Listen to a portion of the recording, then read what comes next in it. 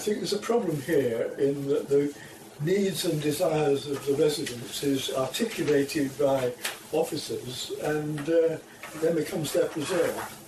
I think that's why you're all here today.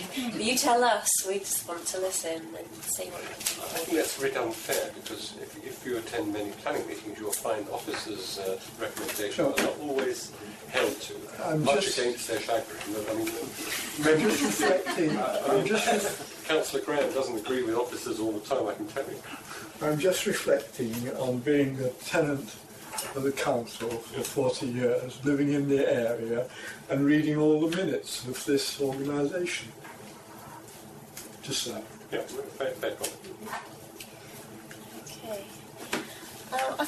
I think a lot of what we've just discussed at the moment has sort of ventured into question 7, but if we are looking at that additional flexibility, we're looking at these B1 uses taking over existing the existing vacant uses. Sort of what criteria are we looking at? And I think we've already discussed that in quite a lot of detail in relation to how we would ensure vitality, viability, character.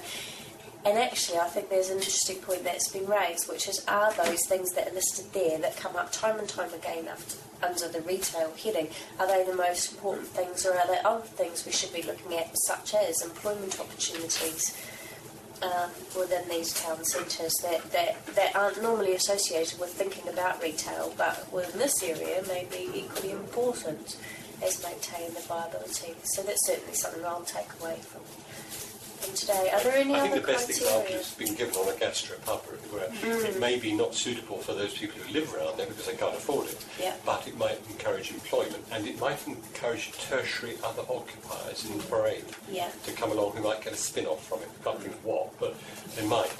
So those factors should always be taken into account, rather than just, we don't want it. And perhaps to support some of these other employment uses that we're wanting to move in here and make it more attractive for Overspill from Paddington and Central area. Okay. Were there any other criteria-related points that anybody wanted to raise?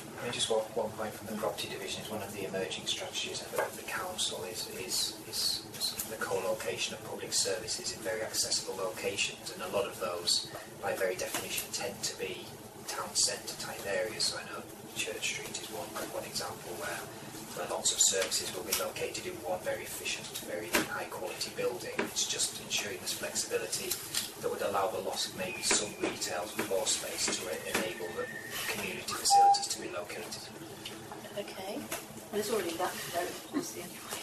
Well, yeah, that makes sure it's carried. It includes an A1 and